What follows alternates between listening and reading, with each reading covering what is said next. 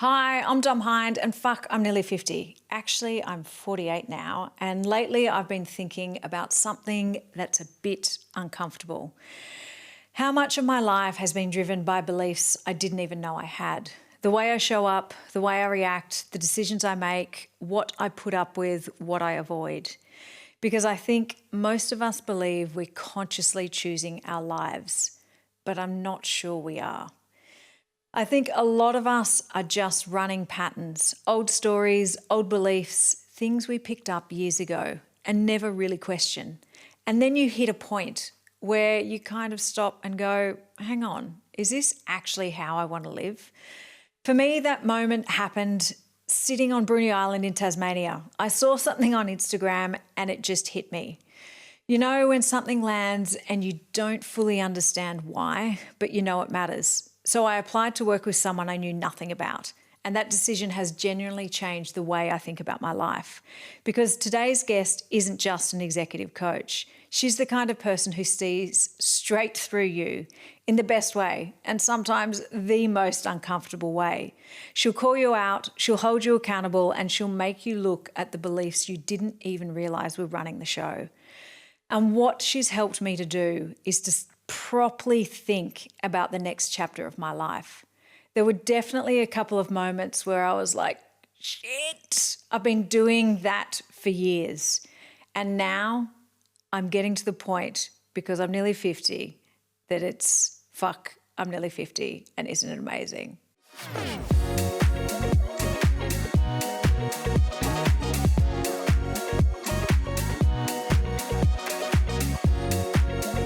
Vashti Whitfield is an executive and personal coach who works with people who are ready to really look at how they are living and why. Through her individual coaching and her group programs, including Radical Reframe and her group work as well, she helps you get clear on your values, understand how your behaviour is linked to what you believe, and questions the stories you've been carrying around for years. This isn't surface level work. It's about looking at different chapters of your life, what shaped you, what you've carried forward, and then deciding what actually comes next. She gets you to think about what really matters, what goes on your bucket list and what goes on your fuck it list. And then the harder questions. Are you actually living in line with any of it? But what makes Vashti's work so powerful isn't that she just teaches it. She has lived it. After losing her husband Andy to cancer, Vashti found herself navigating unimaginable grief while also being the steady, grounded presence for her two young children. That experience became the foundation of her documentary, Be Here Now, which is a really raw and beautiful look at love, loss, presence, and what it means to keep going when life doesn't go the way you thought it would. And now, through maybe an upcoming book. That's good. I like that. Keep that. She continues to explore grief, resilience, and what it actually looks like to rebuild your life while holding it together for the people who need you.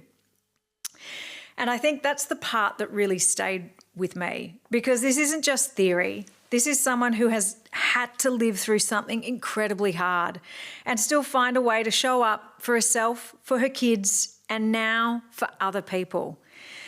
And I think when you've worked with someone like that, you feel it. You really feel it. And there's a level of honesty that you can't avoid. And definitely you can't hide from it. Vashti, welcome to Fuck, I'm Nearly 50. Thank you. If someone was to meet you at a dinner party, how would you explain what you do? Depends who I'm talking to. So if someone asks me at a dinner party, what do? I usually say, enough about me, tell me a little bit more about you. Deflect. But generally, as a rule, it really does depend who I'm talking to.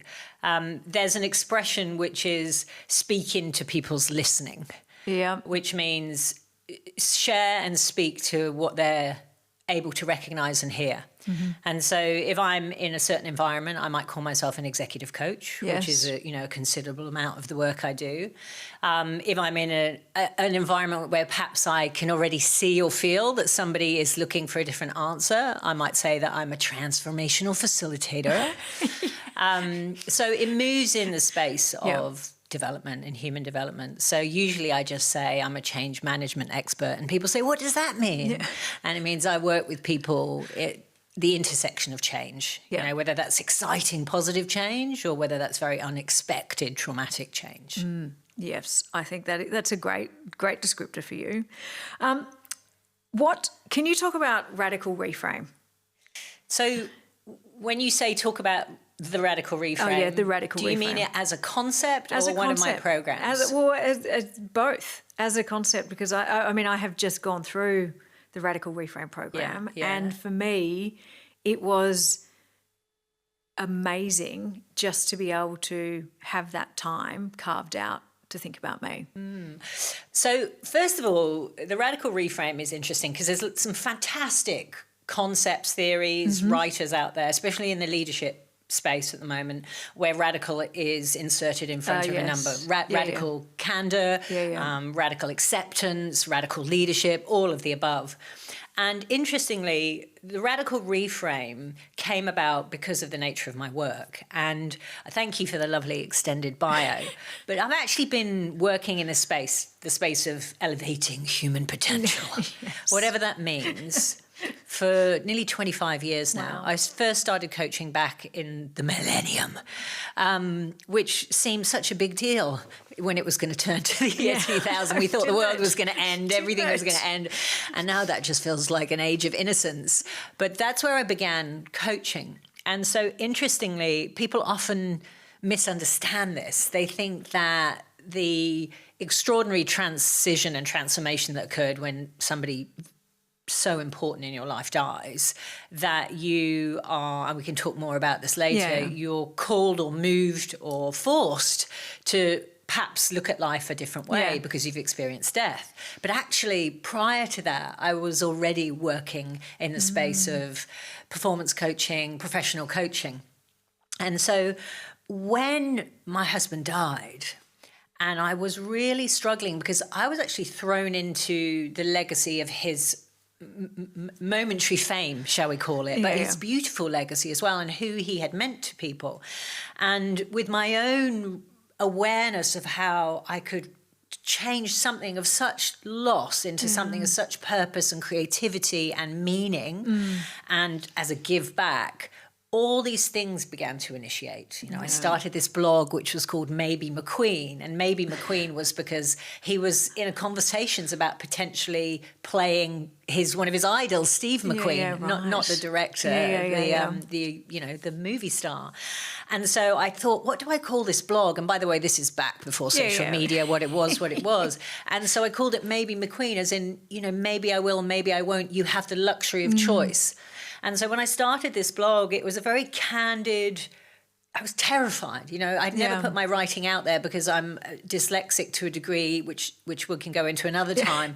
But it was very personal, but also I just thought, fuck it. And I remember pressing post on my first one, and it became this huge blog where people not only were able to stay closer to Andy, but they were able to experience in real time my processing, being a widow, grieving, having a little 4-year-old and a 6-year-old, and what that meant. Now, as I was doing that, all these incredible opportunities came up. Our film, we were still trying to complete, with crowd fundraising and all sorts of different things. I got a book deal.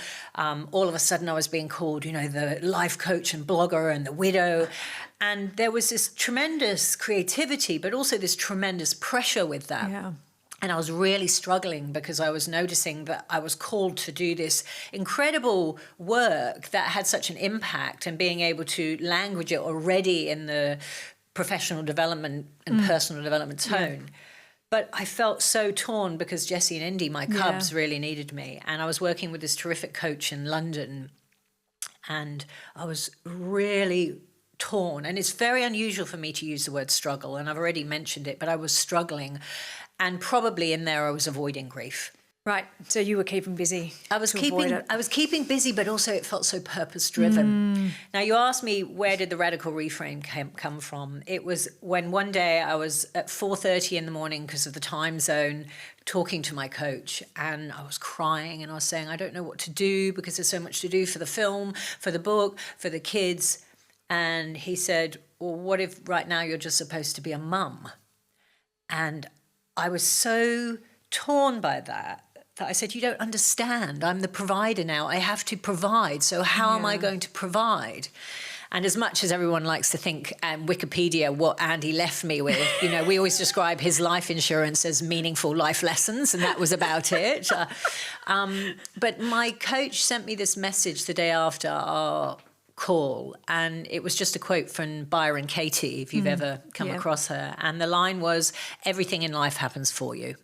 Yes. And it took me a moment to reconcile what he was saying, because I was very much, and please, to anyone listening, this is not about taking away from the level of grief that one enters into when someone loses someone or something profound.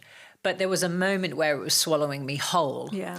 And it was also cultivating a whole set of stories of who I had to be and what I had to do to survive and provide.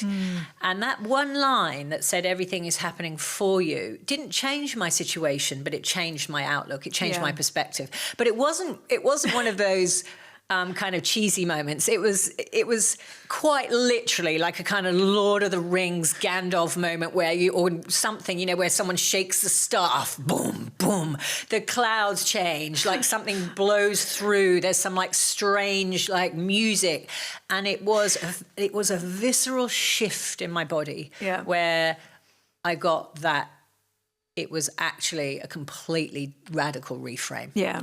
And so that's where the radical reframe, it's not about radical. It's actually about how simple and small it is, but the profound radical shift it can have if we change our perception. I love that. And I can definitely identify with the trying to keep 1,000 things on the cards to avoid dealing with things. Why do so many people get to this stage of life and realise they've been on autopilot? So stage of life meaning? Meaning getting towards their 50s, later in life, kids have grown up, not sure what's next for us. Well, and I always say this is my take on it. Do with it what you will. When we get to a certain stage and age, and I'm going to use the two words separately because some people move into it earlier, some later. There's a particular stage, whether you have or haven't had young, as in children. You are usually a child of someone. So you've got parents who are moving into the winter of their life, which can often mean real challenges mentally and physically. So not only are things shifting from your family of origin perspective, but your direct family as well. Your kids might be getting bigger, they might have moved out, but also you may suddenly having to have this extraordinary shift of where you are moving in the family system into the matriarch or the patriarch yourself. You're suddenly looking at the mother or the father lose their capacity or their cognition, and things start to shift. And it is the absolute definition, whilst it's always going on, of transition. Yeah. And so when we're in that time of transition, I always reckon it to we hear about it all the time, those 3 stages of transition. And the first is the ending. If we liken it to a relationship or a particular business or career, you know that it's come to an end. It's never going to be the same again. It's the same as my husband passing. That's never going to change. It is here. And we can feel it sometimes in relationships, perhaps when our kids have left home, or maybe something specific happens. Somebody, your best mate passed of a heart attack, particularly for men.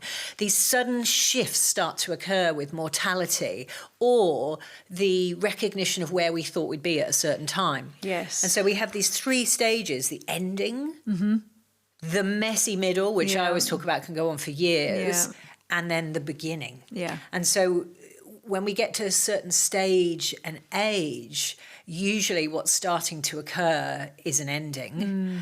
or we are slap bang in the messy middle, Yeah. and we're not quite at the beginning, but we want to know what that beginning is or how we get there. So that's my reckoning of why it is now. But also we come into this particular time where, especially with our elders moving into the next stage of passing on, unconsciously we recognize that we're next off the block. Yeah. So we start to turn our body and start to look back at, so what has or is, or do I want my life to be about? I think when I first came to you, I can remember I said, everyone's talking about doing the work. And I don't know what the fuck the work is. Like, what is this work? Like, I've got so many things on, but what is the work? And is the work in that messy middle bit?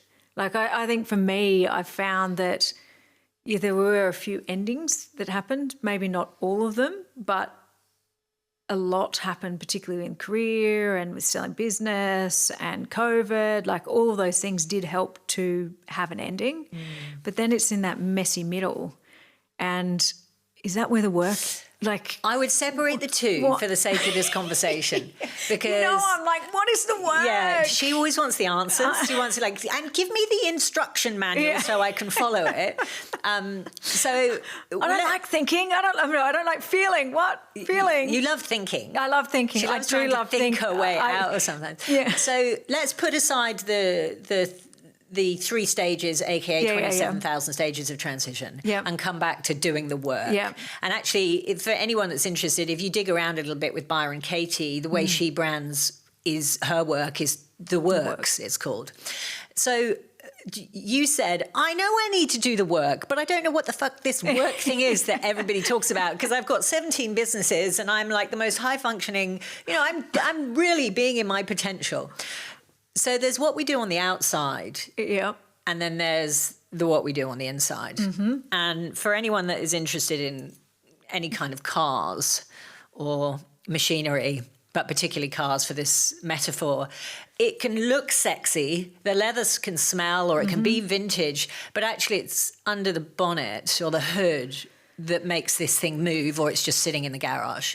And so unfortunately, it doesn't matter how much you pay, the quality of the school you go to, we still are missing on the curriculum the most fundamental basic teachings of understanding the way a human brain works, the way our emotions work, and the ability to understand why we feel, how we react, what's important to us, these very fundamental, basic levels of awareness that if we had, or we came with an instruction book, we would be living very different lives. Parenting, leading, our leadership would be very different. So doing the work is basically untangling sometimes what looks like a very successful life, to understand the origin, the motivation, all those thoughts and feelings that bubble below the surface that we might not know clearly what they are, but we only start to question whether they're in alignment when things don't go according to plan. Maybe we feel really low. Maybe we're looking at our partner after years thinking, I fucking hate you, why am I still with you? Maybe we're looking at our incredible kids, our incredible businesses going, why do I feel so numb inside? Little things start to come up, and unfortunately so frequently what we do is try and numb them, or maybe exit them, worst case scenario, or ignore them, until our body tells us that we can't ignore them. And unfortunately that is usually the case, that either our body, our health, or our mind will really slap us over the head with a wet fish because we're not listening. And actually one other thing I do want to say is that we will ignore them by distracting ourselves elsewhere. We'll do a decoy. We throw the hand grenade over here, or we create something incredibly meaningful over here. We might become a workaholic, which looks so impressive, but actually we're avoiding. Why do you think it is so hard for us to do the work?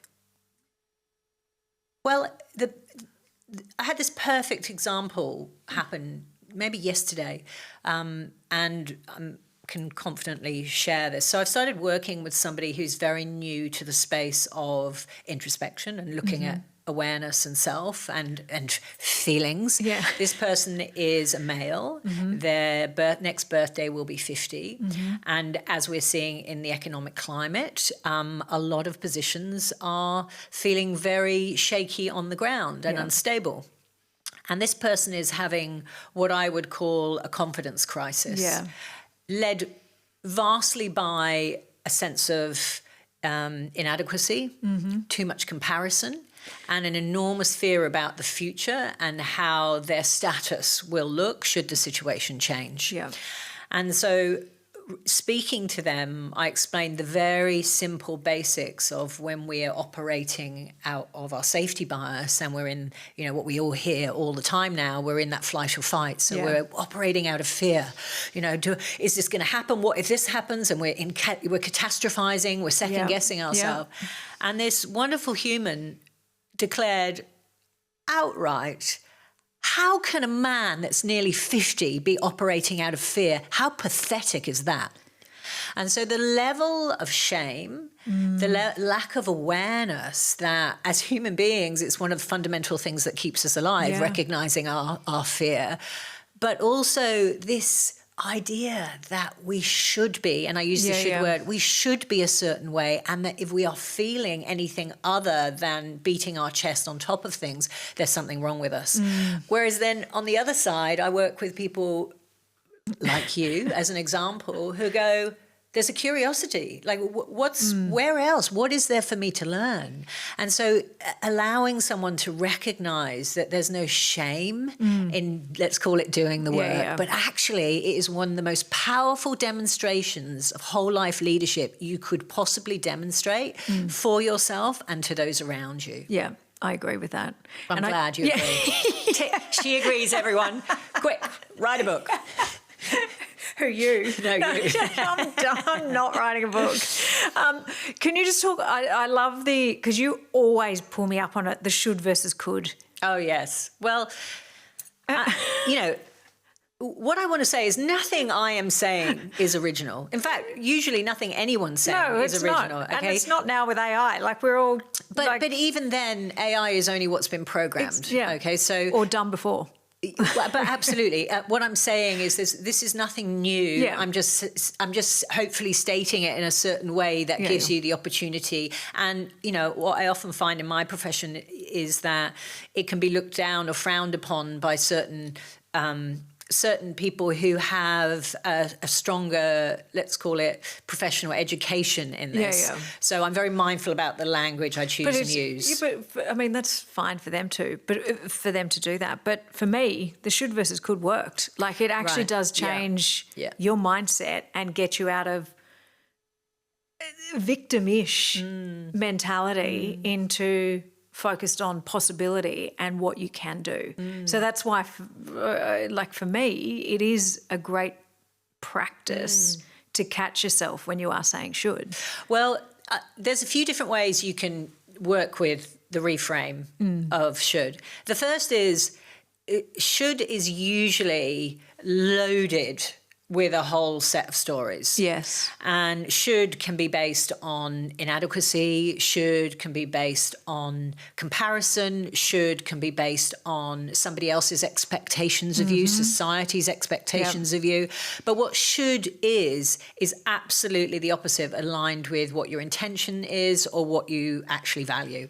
So when someone says to me, as you often do, oh, yes, I should have done this. Like I know what the, in quotation marks, the right thing to do is, but actually we don't actually have any intention to do it. And so there's no awareness or learning when we use the word should. There's usually avoidance, self-deprecation, and or, as I mention often, comparison. The moment we say could, it becomes something that is critical, and it is also what the definition of the reframe or radical reframe is. The moment we say could, it is this unavoidable crossroads of choice. Yeah. Right? Yeah. So I should have gone to the gym becomes I could have gone to the gym, but I chose to hang out with my kids instead. I could have gone to the gym, but I chose to hide under the duvet and feel shit about myself. And so that creates the question of what made you choose that?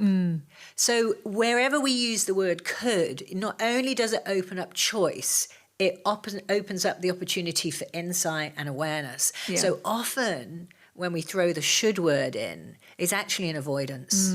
And, I always say this to people, well, if you should have done that, what could you do, and what's your intention in that particular area, with that relationship, with that piece of work that you need to submit, all of those different things. And that's where your question about why are we so scared of doing the work, because when we go into the possibility of choice, suddenly it's our responsibility. Yeah. We can't blame anybody else or anything else. We all of a sudden have a choice, and that is often more scary than actually having no choice. And I've got the perfect example of that being scary is when we first started working together. You said, well, what are the possibilities? What's your bucket and fuck it list? And I'm like, I'm just going to play it safe. And I didn't really have, I was like, my to-do list of this is all my possibilities of things that I can do, because I was too scared to push and to challenge myself. And I think that, you do, with that reframe of could, you do look at what else is possible. Well, I also think we have to examine, we don't have to, we have the opportunity to examine where that's coming from. Yeah. So when I ask you to write your bucket/fuck it list, and the definition between the two is, again, about understanding fear. So when we explore the fuck it list, and it's not swearing for novelty. No. It's actually the scientific evidence that when we physically say, fuck it, it's a bit like when we do the bungee jump or we hand in the resignation. Yeah. It gives us that almost, it's a bit like when you put your car in turbo, it gives you that extra rocket launch. The fuck it list is about looking at what if I didn't fear or care what would I, not could I, what would I take a chance on? And for someone like you, ready to get the dirt, people, what's the role we play when we're writing that list? Are we being the good girl? Are we being super mum? Are we being the super entrepreneur? For me, am I being like the deeply inspiring, purposeful, am I? Yeah. And I wrote something the other day for something I was working on, and they sent it back and they said, this sounds really good, but it sounds like you're running one of your programs. What are your honest answers? And I was horrified because I thought I came across as authentic, but I'd gone into facilitator mode. Yeah. It wasn't just authentic. So for you, when we looked back at your bucket list and we asked, well, what is the fuck it list? Doesn't mean you have to do it, but what if you didn't care? And if you were looking back on your life, as predictable as this statement sounds, if you were looking back at your life, what would that list actually have on it? Like huge and tiny. One of the exercises I do, which you know about, is I ask people to look at two aspects of that. What are the adventures you want to experience, and what are the things you want to feel? And when we move into that latter, the experiences we want to feel, I'm often working with people that have come out of, either major business partnerships or relationships or divorces, and they might say, I want to actually feel the embrace of some soft, gorgeous human kissing me on the edge of Machu Picchu while we're about to, and it just goes into this like absolute hilarious almost script, but it allows people to explore what's underneath, as opposed to it sounding like it's sounding what is supposed to be or what should be read according to whoever's rules you're living by. Yeah. And I think one thing that you got me to do is to think about the characters that play in my life and also in my head all the time. And I do think when I was writing the bucket and the fuck it list, it was very much on the what can I do? What can I know that I can tick off the list? How can I actually be the performer and make sure that I get it all done? Whereas it actually helped to shift, not think about those characters and look at something else. Well, to be able to, it always sounds, for some people, I'm not a big fan of this description, but it can sound a bit woo-woo. Yeah. But what I'm about to say is that when we're present, we're aware. Yeah. Eckhart Tolle always talks about when you're not present, you're in the ego. Yeah. And the moment you're aware that the ego is play, you've become present. And so when we're present, that, you know, you talked about the sub-personalities. Yeah. We all have these different, almost like a cast of characters. Yeah, yeah. Imagine you're going to the theatre and you've got the control freak, you've got Miss Charisma, you've got the athlete, you've got the hedonist, you've got the lover, you've got the mother, you've got the hardcore entrepreneur. And each of those characters, or the comedian, each of those characters has come up at a particular point, partly because you might have an element in your little magical child, but usually it's a point of survival. And they become really, really adept and strong. And before you know it, you're going to see this play and you've got these 3 fucking characters. And you're like, I came from a romantic comedy. And you've got the control freak, the entrepreneur, and, you know, the doormat. And so when we become aware that those characters, when they feel threatened, tend to go in and steal the show. When we're aware of that, well, Dom can suddenly sit down and go, I'm doing my homework for Vashti and I'm supposed to be showing up to do this exercise as the carefree girl before she gave a fuck. Yeah. So what would she do? Not what would sensible mummy do, or the provider, or the risk assessor entrepreneur. So again, when we become aware and we become present, that is where we have a choice to imagine something different. Yep, I love the being present. It comes up so often. Even last week, Dr.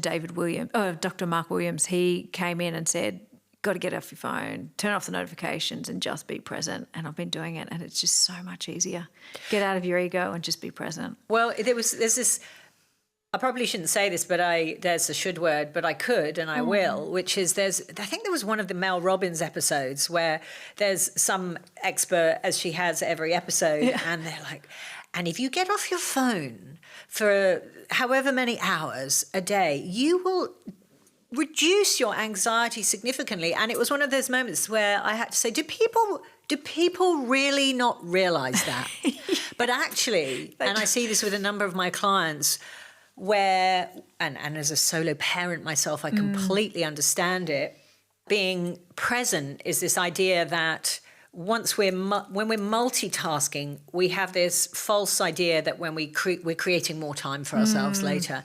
But what actually starts to happen is when we do shut off the phone or the laptop or whatever, we haven't shut down. Yeah. So our nervous system is just on. Well, and the brain's going, what do I need to do next? What do I need to do next? What do I need to so do next? it's the consistency and the habit of doing that and actually recognizing what it means to be present. And like anything, if you don't create the space to do it consistently or bring some awareness to, are you actually listening to this person you're with? Or are you thinking about what you want to say or what you need to do? Yeah. And so that in itself is a practice. Yeah. And it's a daily practice. It is a daily practice. It's just reminded me, and I've been promising myself I need to get back to my meditation because I need to just center myself. So yes, thank you. But notice what you just said there. Did I say should? No, you didn't. Oh, good. You did a really good job. That you've just reminded me I need to get back to my meditation. Hands down tells me that you don't have a clear intention to do it. Yeah, okay. It's not a priority. Okay. What could I have said instead? It's not about what you said. It's about having a conversation with yourself about what is the intention around being present. Because this is one of those really interesting things, and I with myself and with so many of my clients, we have to have a motive for doing it. Yeah. We have to have, what is my core value and why would I do that? Because most of the time we are completely disconnected with the outcome or the consequences. So for an example, and I can own this with my hand on my heart, having run a business from home and prioritizing parenting, so working much more from home than the office, especially with younger kids and kids having just gone through their major exams, that I will be on my phone sending a client a message or creating some content for a program that I am running and selling as the provider. Yeah. And I might also be doing some creative writing because I'm a writer as well. And my kids will say, Mum, get off the phone. Because what they're observing is that I'm still on my phone. It doesn't matter if I'm writing a chapter of my book. They're observing it. So the other piece there is, well, what's my intention around what I'm modeling to those around me? What's my intention? And if you keep saying to yourself, if I don't do this right now in the economic climate, the business is under pressure. Yeah. If I don't do this, I won't have time with the kids later. We make all these reasons and excuses which are true, but in the same conversation, it disconnects us from having any intention to actually make the difference. So I think coming back to you, it's this idea of, well, why? Why would you meditate? And getting much more anchored in that, and then setting really clear boundaries and consequences around it. Adam Grant is, absolutely someone in terms of habits and practice who I would invite everyone, if you don't already, kind of take a big bite of what he's saying, take what you love, leave the rest. All about intention and putting the steps in place to actually create those new habits and practices. Yeah, okay. And I do, even hearing you say that, my intention hasn't been there, but I was like, I just need to feel at peace and present, and maybe the intention is to try and just get back to that spot of time for myself. Well, I mean, without turning this into a full-on session, ready, everybody? Sit back and put your feet up. I think the other thing to be really cognizant to is what you grew up watching. Yeah, true. So for you grew up watching parents constantly working, almost 7 days a week, constantly doing.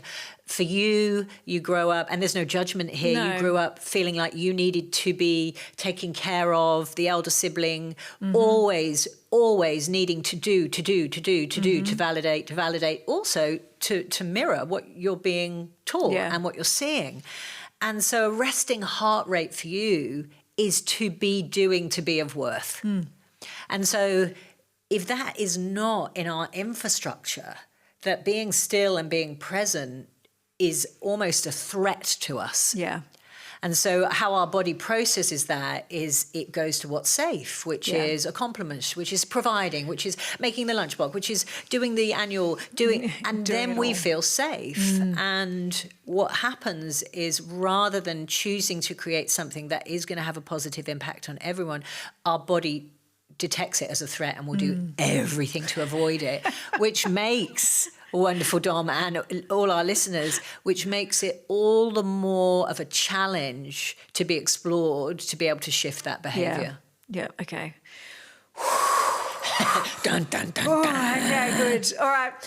Which leads perfectly into this next question. You say your behaviour is your beliefs, your thoughts create your reality, feelings create your behaviours. Can you explain that? I'm going to explain it and I'm going to correct it. Yeah, what did I say wrong? Absolutely Because I just, what do you say? Say it. I think what you're saying, as because I feel like you've amalgamated probably about 17 conversations. So let's take the pertinent piece there. And again, this is one of those no shit Sherlock moments, but for some people you're going to hear this and it will allow you to see, hopefully, things in a slightly different way. What you think becomes your reality. Yes. Right. So let's think of a thought like a scene. Let's imagine you're watching a Netflix show or something like that, and you press pause. Or if you're watching a movie, you'll be able to select the scenes. Right. Yep. So you've got thoughts that they just come up. And if a thought keeps coming up, the same series of thoughts, it becomes what you start to believe, right? So they're not giving me attention. They don't love me. Why aren't they choosing me in the meeting? See, they've chosen Dom. What's happening? Oh, look, I haven't been invited too. So we keep thinking a pattern of thoughts that before you know it becomes the reality of, I'm not enough. I'm not interesting enough. I'm not going to get the job. Why should I go for the promotion? I don't have what it takes to start a business. And all of a sudden, your life becomes the reality because that's what you see. Yeah. Even it's the complete opposite. It's what you see. And it's almost like that moment that I was working with my coach back a year after my husband died, where he said to me, everything happens for you. Because all I could think about was, you don't know how hard it is. Yeah. And it was. Yeah, I bet. But two things can exist at the same time. So what we continue to think becomes the reality of what we see and what we can only see. So if we change our thoughts... Yes. we have the opportunity. Now, some people go, how can you change your thought? Well, you can't, like a wave, you can't suppress a wave coming, right? Unless you are somebody very powerful. And I'm not particularly religious, but I don't know anyone that can stop a wave. You can't stop thoughts. They will come. They're a bit like if you've eaten something inappropriate and you can feel some bad gas in your tummy. But what you can observe is there is a thought. Mm-hmm. And if that thought, as again, Byron Katie mentions, if that thought's not working for you, who could you be without that thought, right? So if we can choose, but the problem is we go, it's a thought, so therefore it must be true. Yeah. I'm thinking it, so therefore I must believe it. Yeah. So what we continue to think and think and think and think and think becomes a belief. Yes. Now, the second part of that, so your thoughts, what you think becomes your reality. The second part of that is your feelings, how you feel. So let's work this out. If you feel shitty, if you look in the mirror and you go, ugh, you look disgusting, and you're thinking that thought, and you feel flat, and you feel low, and you feel insecure about yourself, you sure as shit don't put on something spectacular and go, I am going to nail it at that meeting today. You go, you know what? I'm just going to sit in the back and I'm going to be on my phone. Yeah. So your feelings cultivate your behaviors. You might feel flat, so therefore you go eat something you don't need. You might feel flat, you might drink something you don't need. You might feel flat, you go exercise extra hard or you turn the TV on. When we can become aware of the thoughts that keep coming up. Yes. When we can become aware that despite feeling a certain way, we don't have to react to that feeling. We can observe it and actually do something different. And what I want to say, this is not about not acknowledging your feelings. Yeah. When we're children and we don't have our feelings acknowledged, that creates all sorts of fuck-ups later, right? Which we're talking about. But when we can observe a feeling and be able to name it, which is a whole other level of awareness, when we can say, ugh, I feel ashamed that that person is coming to my house and I know that their house is bigger or that they've got a set. When we can be aware of that feeling, but then not react to it, maybe not invite that person to our house, when we can actually choose to respond to it in a different way according to what we think is really important and what we actually really value, that's where magic shit starts to happen, and we can actually cultivate change in our lives. But also, more than anything, the internal starts to feel very different. And when I was working, or when I have been working with you, I've realised that the feelings and being able to name your feelings is something I'm not great at. Like, I haven't grown up knowing and naming my feelings. And I think when we started working together, I was like, wow, that's a massive thing. I don't know what I'm feeling. Do you think a lot of people are like that? I would say absolutely. I mean, I was going to give some hilarious statistic there, but we live in a different time. I was watching something funny the other day. I think it's brilliant. Fran Lebowitz saying, I grew up where your mum was your mum. She said, I remember my mum saying to me, I'm not your friend, I'm your mum, so I'm going to tell you how it is. And Fran Lebowitz was talking about how now we're always, our parents and kids are friends. She was like, it's totally alien to me. And, if you feel a certain way, honey, you don't need to do that. Like, if that doesn't feel good, don't do it. Yeah. Back in the day, it was like, I don't care how you feel, like, just hurry up and do it. Right. Yeah. So we didn't grow up in that space. Some of us did. But the challenge with that, and I particularly find this with men, however, it's not exclusive, is if we were in our childhood always required to suppress how we felt in order to protect, in order to keep the peace. That was certainly the case for me. It was keep the peace. I had two incredible parents, but who fought violently and passionately and constantly. And so not only in my own household did I have to be the peacekeeper, but I grew up traveling around, countries where there was civil war. Yeah. And so I am the absolute consummate peacekeeper, negotiator, high-level empath. Yeah. So when we've never learned to be able to recognize a feeling, we mistake that often for resilience. Yeah, resilience is being able to recognize the feeling, own it, honor it, and work through it.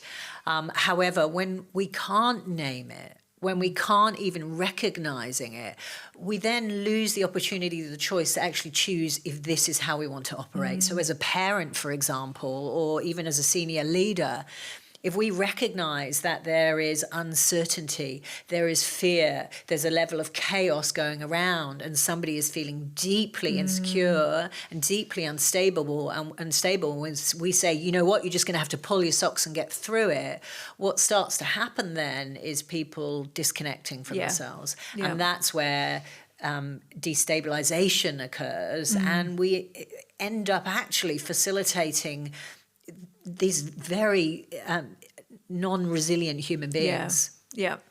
I think that is the feelings and naming the feelings, and me thinking that I'm resilient, but not actually being able to deal with the feelings is something that has definitely been about doing my work.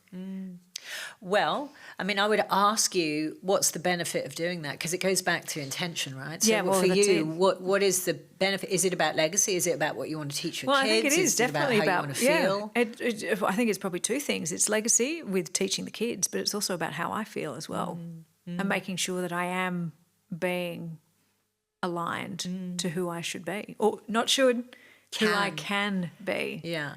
But it's also that high achieving, high functioning I should be like this. Yeah.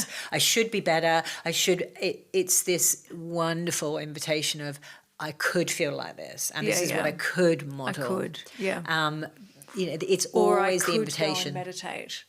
And the world wouldn't fall apart. Strangely, it's doing a great job on by itself. What's an example of a belief that shows up in behaviour that people don't realise? What's an example of a belief that shows up in people's behaviours that people don't realise? A perfect example, which I would use, which sounds very obvious in the world we live in today. You know, I live in a place called Bondi in the eastern suburbs of Sydney, Australia, where if you were an alien travelling over the top, you would go, what the fuck is this? It's like some weird human gym. And why do people only wear things that show all the creases of their bodies? Because it is just one giant gym. I know for myself, often avoiding my own creativity, I lent into being, this kind of Amazonian warrior type strength that I've always had. I always lent into physicality, exercise, training, and boxing and kickboxing, because I was really strong, but it made me feel good. Yeah. And so it looked impressive. I mean, I'm sure some people read through it straight away. It looks impressive. We see it everywhere, all over social media now, in this absolutely intimidating, overwhelming way, where it's, let me show you what I eat today. I've eaten 3 peas. Let me show you my incredible six-pack. And then we get extraordinarily surprised when suddenly an influencer has taken their own life, because they looked so fit and perfect, and what they were putting out in the world seemed to be in alignment with what we supposedly value as success. So you ask me, what's a belief that we often see as a behavior? Is I am, and again, this is going to sound a little woo-woo, I am not worthy, or I am not enough. Yeah. And that will often come out in the form of what we think looks extraordinarily successful.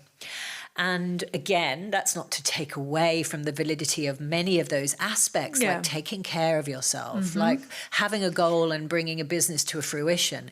It's where the over-functioning of it, we can see that there's a level of self-worth that is only that has a facade to it that says, look what I'm doing to prove who I am. Yeah. And I that is a simplification, but I hope that answers your question. No, it does. It definitely does. And even with something that sort of extends from that is into the patterns. Why is it so hard for us to see our patterns and our past patterns?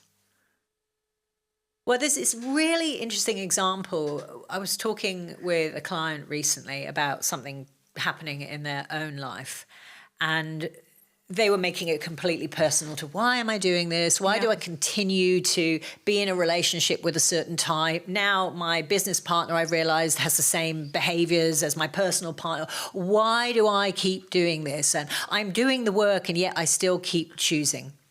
And other than the obvious unconscious bias conversation we could have, what we actually realized was these were patterns that she had grown up observing and watching. So much of the time, the patterns that we play out are learnt patterns. Yeah. Right? So it's like watching a parent or a caregiver make dinner a certain way. You know, like let's just go with carbs because that's so controversial. Let's just say you're making a pasta. So you get a pan of water and you fill it up and maybe you salt it, maybe you put olive oil in or not, depending on your beliefs. You do it a certain way. You've watched that the whole time. You watch how that parent does it. Maybe they have music on or maybe they're grumpy and they don't talk to you. And before you know it, without being taught it, you have observed the pattern. And now that can happen in a much more darker way. Yeah. We often find that people who find themselves, let's call it in extracurricular relationships, you know, where we often stray. The same can often happen with, you know, work addiction, with alcohol addiction. It is a learnt pattern of behaviour. So one of the things I always say is, you know, well, not say, but do, is not only do we look at our own patterns, we look at where we might have learnt that pattern. And the same goes for those that have left school very young or left home, I should say, very young. And then you find yourself in the world or in a certain work environment and in an organisation where you almost become institutionalized to the patterns and the ways. And I see this all the time with the way people communicate. You've just said 100% for the 50th time in 3 sentences. How do you actually feel? Because it's a pattern of communication. Yes. So when we stop and pause and observe our own patterns, we then have the opportunity to question, where did that pattern come from? And with awareness, is that working for me? It's funny, even last night I was making hamburgers and I watched Mum make hamburgers all the time and I didn't have any relish to put in the hamburgers. And I was like, oh my gosh, these are going to be a disaster because there's no relish to go in the hamburgers. But it was, exactly that pattern. Well, and you failed. You're a shitty fucking mum if you didn't have 3 types of relish in the larder. Like, God. Anyway, yes, I that it is a very a real example, even in what happened last night. But also, there's the other side of that is habits. Yeah, you know, if you live in a house where the bathroom's on the left, you go to the left, you go to the left, you go to the left. So from a patterning in your mind, it's the same. It maps it, so you don't have to think about it. So that experience bias will tell you what to do. So the next time you go into a house, you break your nose 3 times because the bathroom's not on the left, there's a wall. The same happens in relationships. The same happens in how we have to relearn a role. I mean, look at AI now. We're having to repattern a whole way of doing things, which doesn't totally sabotage our creativity or our critical thinking. How do we maintain that and yet still evolve? And that's another whole juicy conversation. Oh, absolutely. But talking about a juicy conversation, values. So something that you taught me about values, and I've done a lot of work on my values, and I thought they were steadfast and exactly where they needed to be. Like I've had them for 10 years and they were exactly the same. You made me question my values so much that my values... You wanted to kill me? No.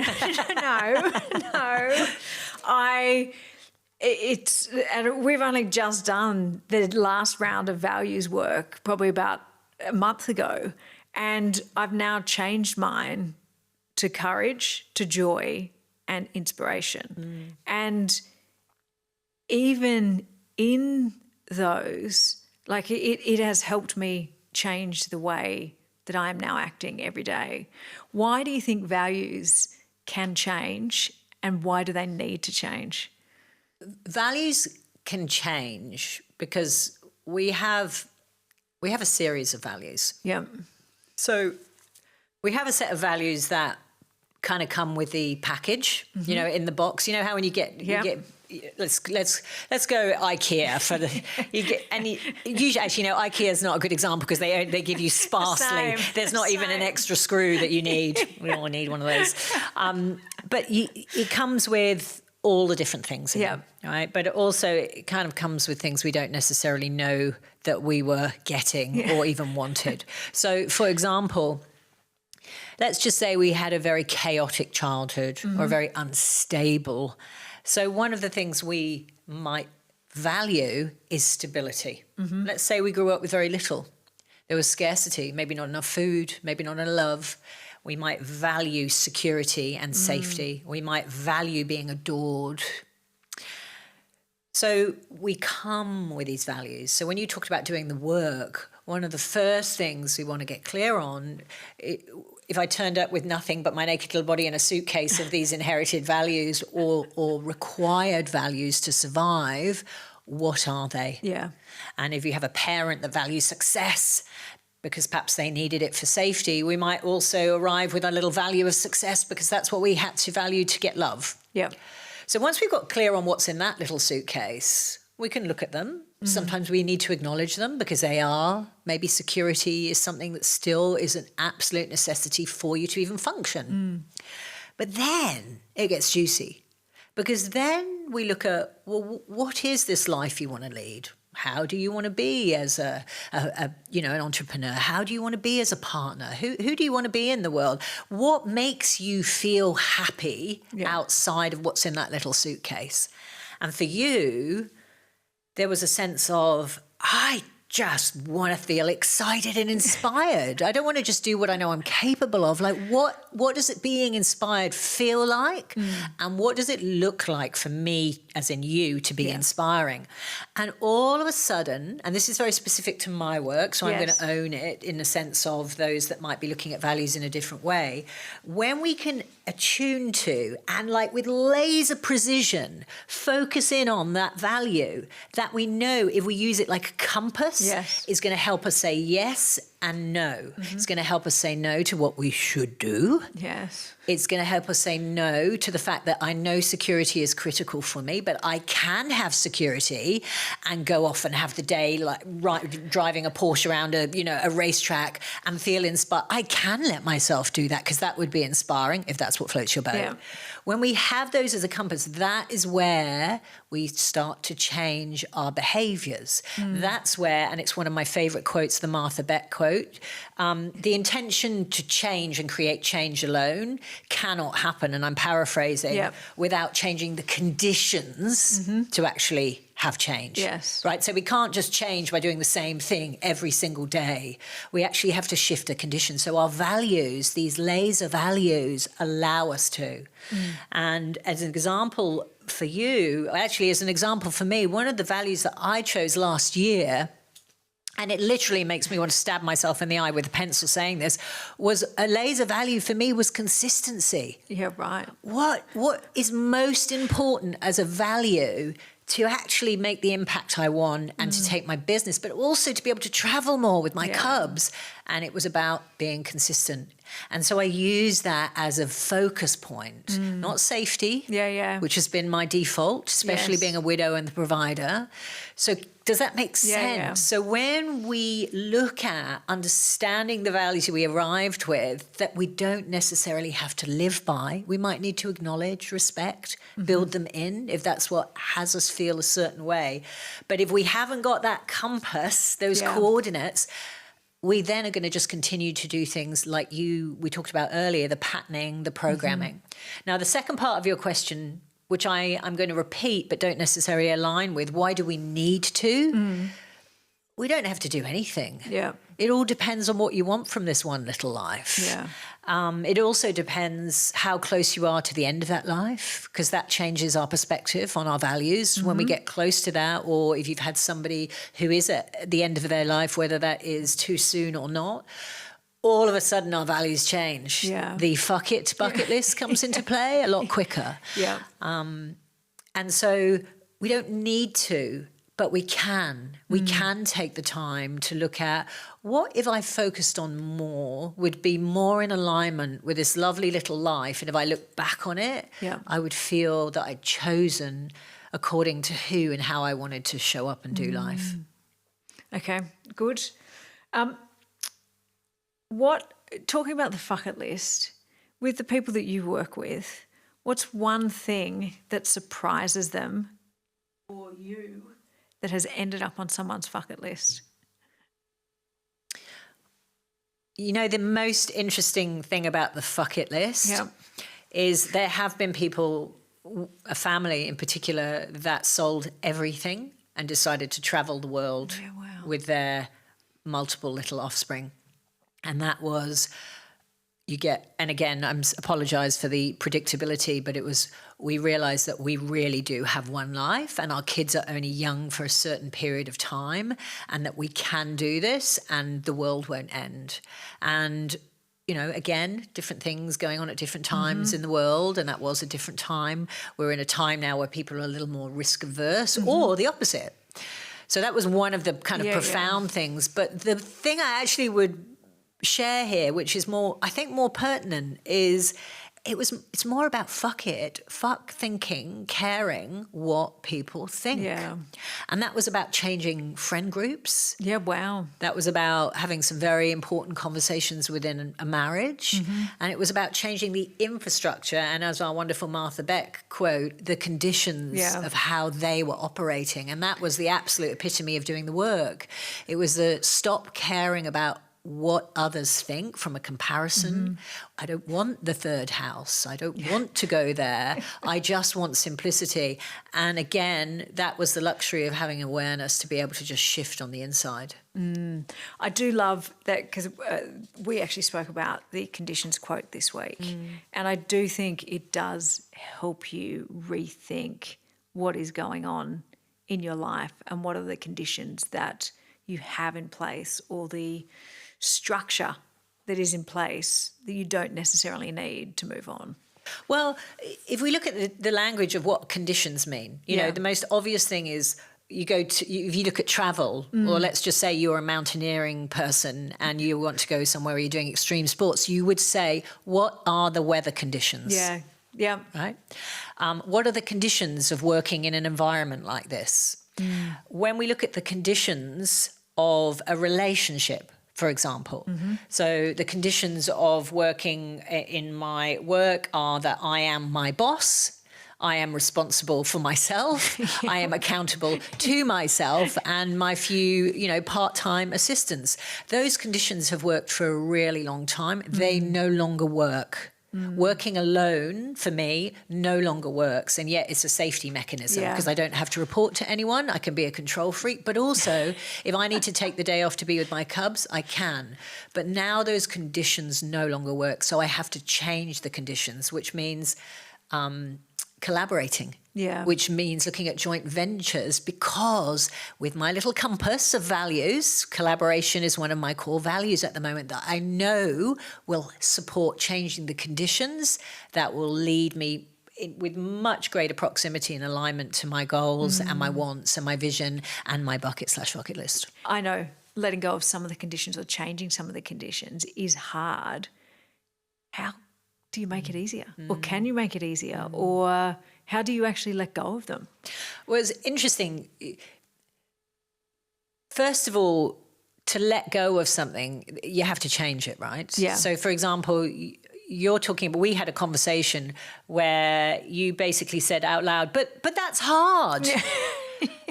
It was as though somehow you had thought that it would be easy because you now understood it. So therefore it was just a case of letting it go. Yeah. You know, if you have a friend, let's use this as an example. If you have a friend, and I have this, you know, I've had teenage kids, so I know this really well, who is continually shitty to you. Yeah. You know, whose behaviour, and we don't have this just as kids, no, whose behaviour is, you know, not kind or not appropriate. And yet we allow those conditions to change. But what is really hard, perhaps because of the, you know, the friend group, it's really challenging to change those. Yeah. So the way we change conditions is a little bit like, again, I would refer people back to looking at, you know, Adam Grant's work, is we look at the pattern of the conditions. Yeah. We break the conditions down. So, for example, if I'm trying to break up with a friend group and my friend calls and says, oh, aren't you going? Everyone's going. And I go, oh, yes, of course, okay, I'll pick you up. What I might have a look at is the first part is, how could I respond to that friend differently? what could I say? What do I need to practice saying out loud? As in, oh, hope you have a great time, but actually I'm not going to come. Yeah. And then what do I need to do after so that I then don't give in? Or maybe I need to phone that other friend. Yeah. So it's breaking it down into the steps. It's also being really honest with yourself and looking at what support structures you might need to make that brave choice, right? Because it's hard to let go of things, particularly when they make us feel a certain way, even if they have great consequences that aren't so great. Yeah. So we need to break it down, and we need to, with absolute honesty, look at what would I need to be accountable to those steps. And if it doesn't work the first time, try and try again. Yes. You've lived through, okay, just changing gears just for a little bit. You've lived through something most people can't even imagine. Losing your partner and then having to keep going. What did that period teach you about yourself that you couldn't have learnt any other way? It's always interesting. There's a side of me when I hear somebody say that you've lived through what most people can't imagine. There's another side of my work where I have the great privilege to work with people who have experienced the unimaginable. Yeah. Those that have lost their children and have experienced what I would consider far more traumatic experiences.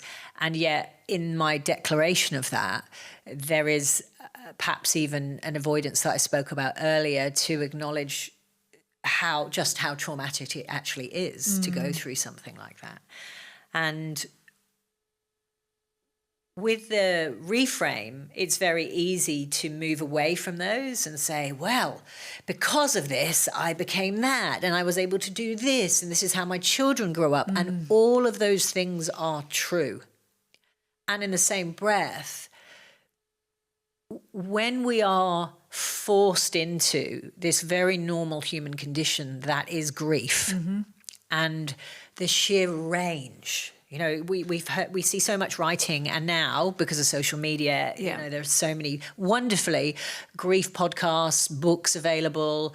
It as a narrative is something that is far more invited and available, which I'm grateful for. But in the same breath, like everything, it becomes like noise. Yeah. But for me, grief became such an extraordinary part of my life. I often write about it as this other person that sits at the dinner table. Yeah. You're in the bathroom and it's there next to you. You're pulling on your knickers and I've mentioned this before, the first relationship I had, grief was there, and with me wanted to call my late husband and talk about the fact that I'd just seen, an Italian Willy for the first time. but in the same breath, you're living this current moment and you're in the present with your child talking about something. And at the same time, this version of grief is there. Yeah. And in my curious way, one of my if you're interested in Gallup's strengths, one of my top strengths is learner. And it's who I am as a little human being, was curious. I got the privilege to grow up in so many, insane and magnificent, chaotic cultures where I would just observe and watch and want to walk straight into the fire, as it were. So I had this, it's a strange thing to say, but on the front foot, for me, it enabled me with that level of curiosity to not only feel it like there was a gaping hole in my chest constantly, but to also look at it and go, oh, hello, you. Yeah. Oh, on my way to the cinema, riding my motorbike, I actually thought, oh, if I didn't have little Jessie and Indy, I could just ride into the wall. And then it could just be over and I wouldn't have to go through all of this. And that thought actually came to me. It wasn't a thought of wanting to end my life. It was the curiosity of, oh, that would be... Now, I then went to the movies and I came home, let the babysitter go, and then I looked up the stages of grief. And this is quite soon after my husband died, many years ago. And one of the things it said was, highly likely to imagine either harming oneself or taking those close with you. And that's where I started to study the people who had made really unimaginable decisions where they no longer wanted to live, but they took their kid. And I started to with absolute fascination, whilst snottily crying at 2 a.m, thinking, if I'd done this differently, would he still be here? Explore grief as this incredible state of the human condition, and to recognize that it sits with us, whether or not someone close to you love has passed there. And that is what it has gifted me, is the ability to look at life and death and all of those stages of transition in a completely different way. Yeah. Radically reframing it. And not just radically reframing it, living it in a way and facilitating it for others. If you look at Buddhist philosophy, from the get-go, there is an inclusion of death and preparation for death. So that it's not so shocking when it occurs. And in countries where there is a lack of not spiritual abundance, but abundance in terms of health and food and water, we see death everywhere. It becomes a place in life. But in Western culture, we don't. And so it just changed that. It changed my way of both living and leading. And leading as well. Yeah, absolutely. Leadership, from a leadership perspective, when we look at grief as part of the human condition, not just something assigned to losing a human being, when we can look that grief is actually a psychological part of it, we can actually lead our people in a very different way. Your film is called Be Here Now, which is such a powerful idea. What does it actually mean in real life? The title of the film, Be Here Now, ironically came from us sitting the night before we were going to get his test results. So he was filming a show when streaming first began called Spartacus. And the first season was called Spartacus, Blood and Sand. And, the irony of all of that was he'd been a shy engineer, and through the brutality of his wife saying, you can do anything you want if you believe in yourself, and through his incredible hard work going back and forth with new babies, 1 minute in a harness on the side of building working for Arup Engineering, the next driving around LA doing pilot season, he managed to score this brilliantly, this whole life-changing opportunity to be an actor at 38. And then after filming the first season, what we thought was injuries from stunts and sword fighting actually was stage 4 cancer. And he went through chemo and brilliantly, we beat cancer, went into remission. And in order for them to greenlight, after the wonderful Stars Network had stood the show down, made some kind of prequel, sequel to fill in the space, put everything on hold, just before they were going to greenlight season 2, you had to have insurance testing to just check. And on those tests, the day after, things changed. But the night before, he and I were sitting in a little restaurant in Ponsonby in New Zealand, which is where they filmed the show. And he had said, I've been thinking about getting a tattoo, because he had this sort of wonderfully perfect natural body. And I said, oh, that's interesting, already clad in lots of ink. I said, because I've been thinking about one too. And he said, well, maybe we should both go and get one, just as a kind of, we've made it, as in through the illness as opposed to in life. And I said, I've been thinking about, and ironically, this wasn't related to Ram Dass, who created the whole Be Here Now concept, for want of a better description. I had said out of the blue, I've been thinking about Be Here Now, because that's all we've got. Maybe you're going to be okay tomorrow, maybe you're not, but we'll just deal with it, whatever it is, whatever it isn't. It's about just being here now, because that is literally all we've got. And that's what his whole journey and our journey through cancer created. And ironically, look to the left, and across the road, I kid you not, was this cool, tiny little boutique tattoo parlour. And we both potted across the road and got Be Here Now. And the next day found out that the cancer was back. And that was the day he decided, through our incredible support, the producers, 2 of the producers of Spartacus, who put in their own funds, his manager, Sam Maydew in Los Angeles, whilst he said, you are insane doing this. And he said, we have to do something. There has to be a reason for this. And of course, that's what we decided to name the documentary, was Be Here Now. That is amazing. Well, it is what it is. And It is what it hopefully, is. even though it's hard to be able to watch the documentary shortly at the moment, but it is available on Canopy. And it is a decade now, 11 years, I think, since the film was originally on Netflix for many moons. But that film, when you watch it, it is the invitation, even though it is now not Netflix standard to all the docuseries you see, it's the invitation to look at your life.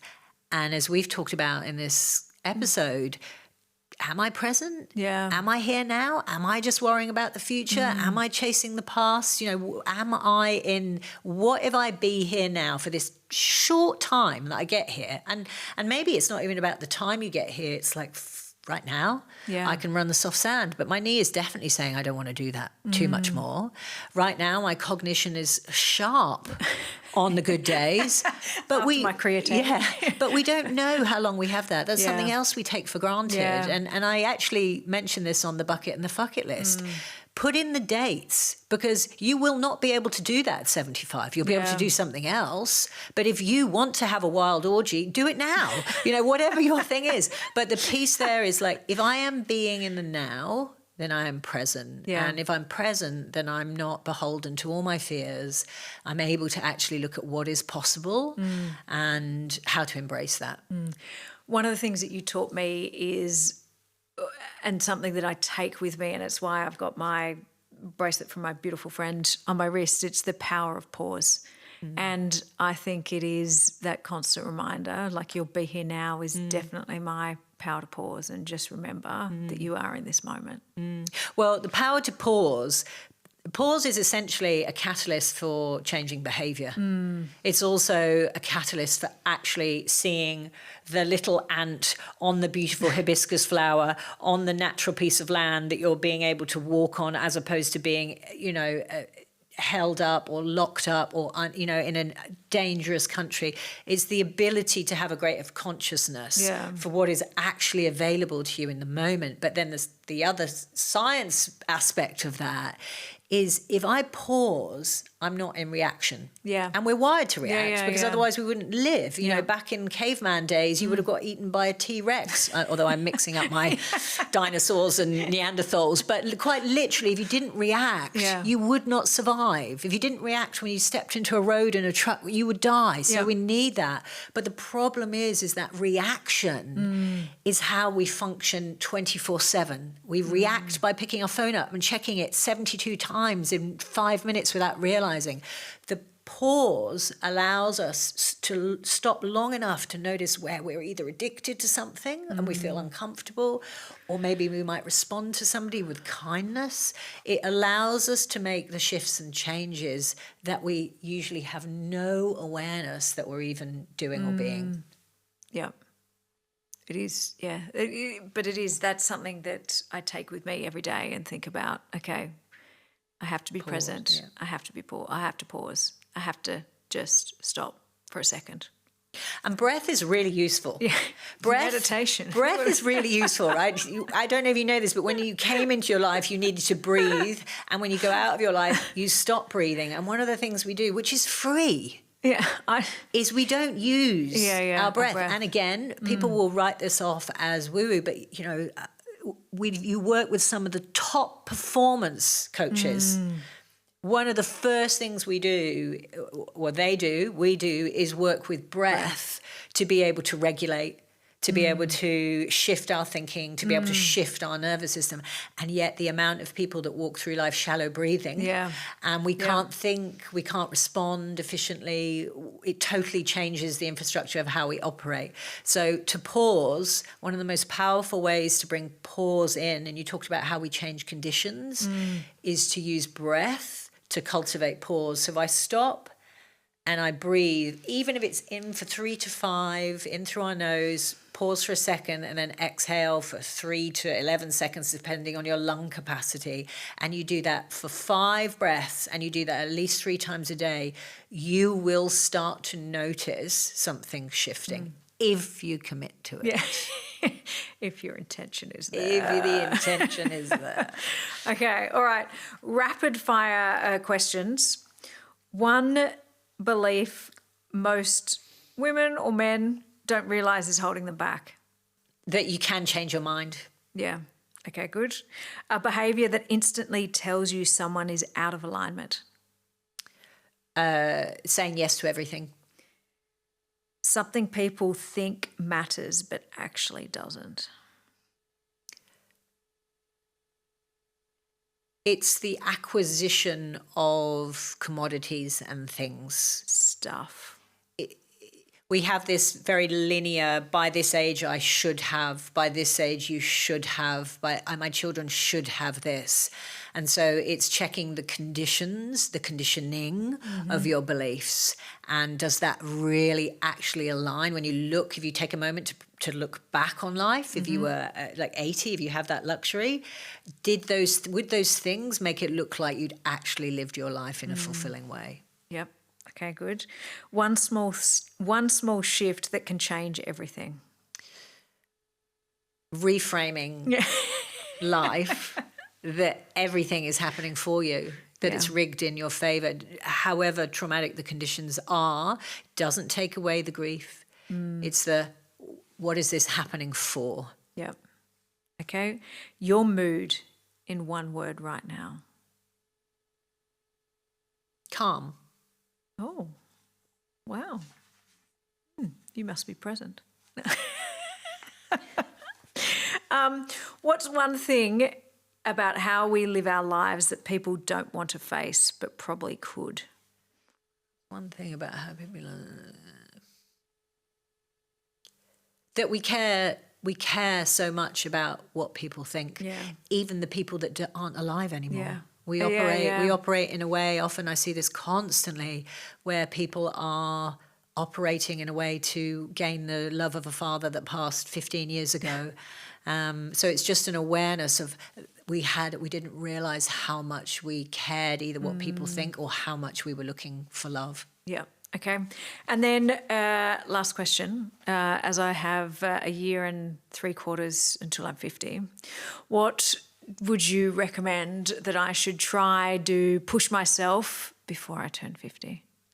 Well, I wouldn't say you should do anything. Okay. Well, what do you think? What could I do? What could you do before you're 50? What do you want to do? Oh, so much.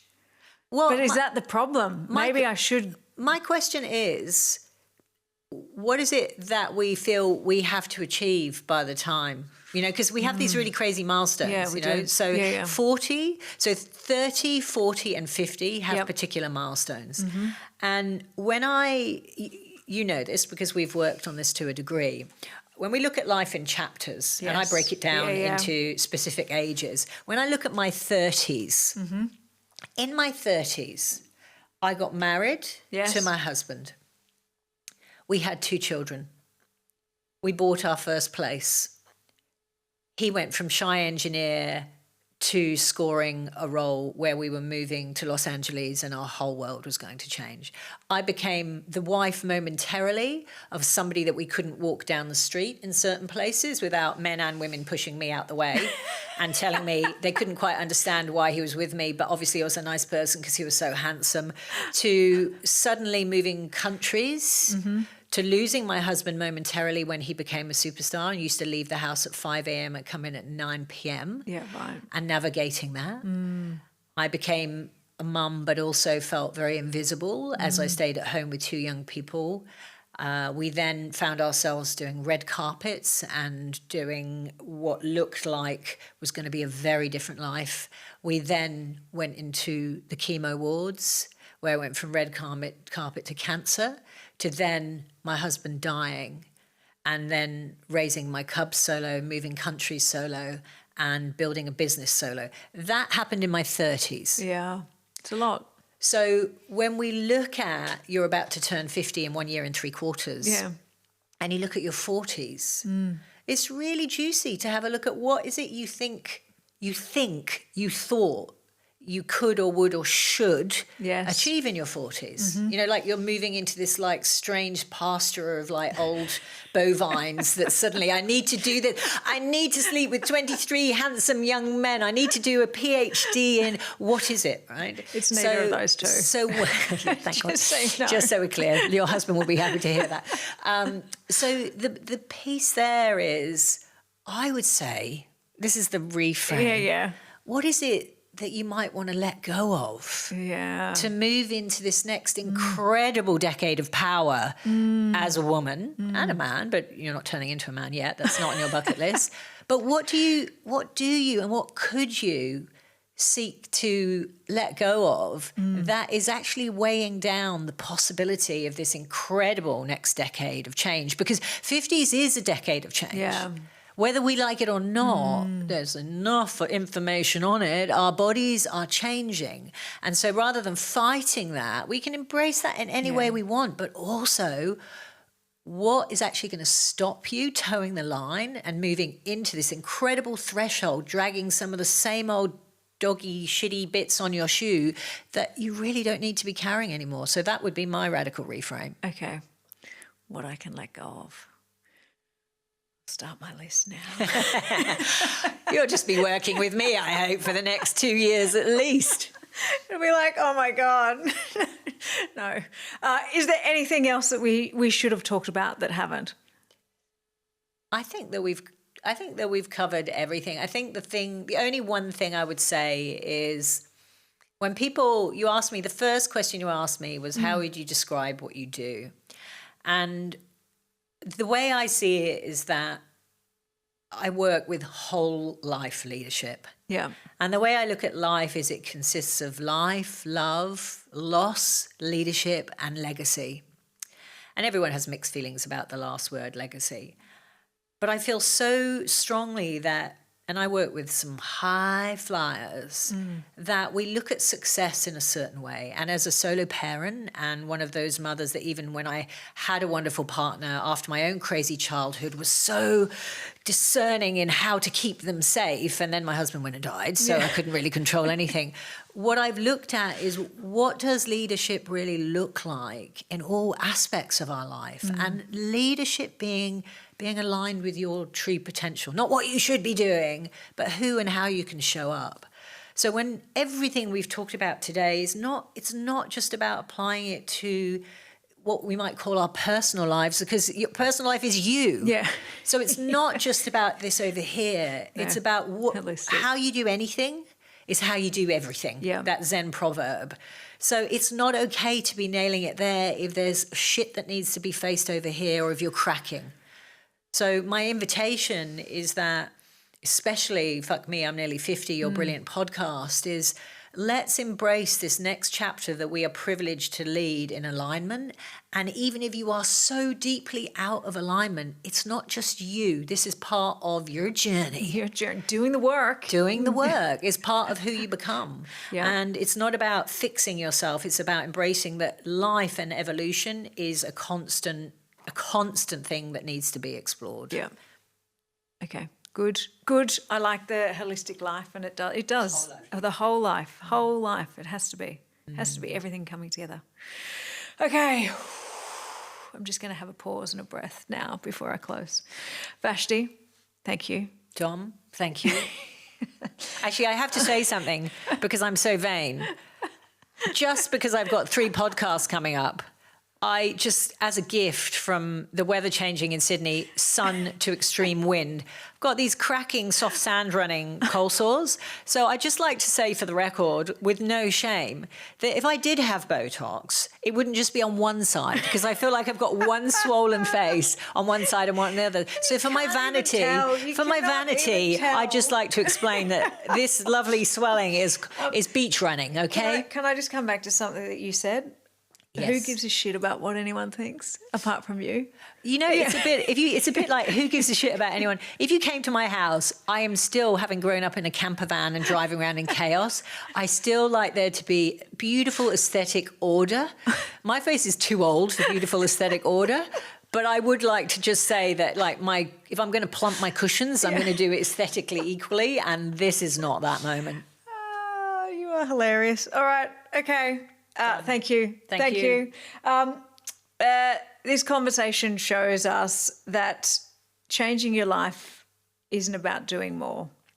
It's about being honest.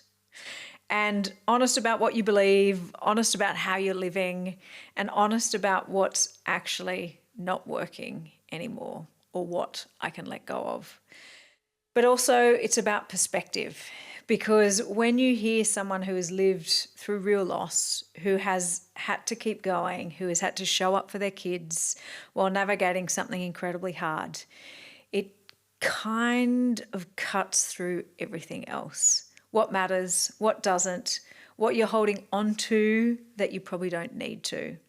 Because most of us don't need to blow up our lives, but we do need to stop running the same pattern on repeat and actually choosing what comes next on purpose. Okay, I know for me, there were a couple of things I couldn't unsee once I did this work, and I just want to say thank you. So thank you. And if you want to find out more about Vashti's work or anything that she's doing in the future, maybe or maybe not, I will put everything in the show notes. And if you do want to work with her, she's amazing, and she has changed my perspective of how I do think about things and how I do need to take things out of my life. So maybe ask yourself, what's one thing in your life right now that isn't quite right, and what can you let go of? Because sometimes the shift isn't doing something big, it's about seeing things clearly and being brave enough to do something about it. Because fuck, we're nearly 50, and isn't it amazing? Yay!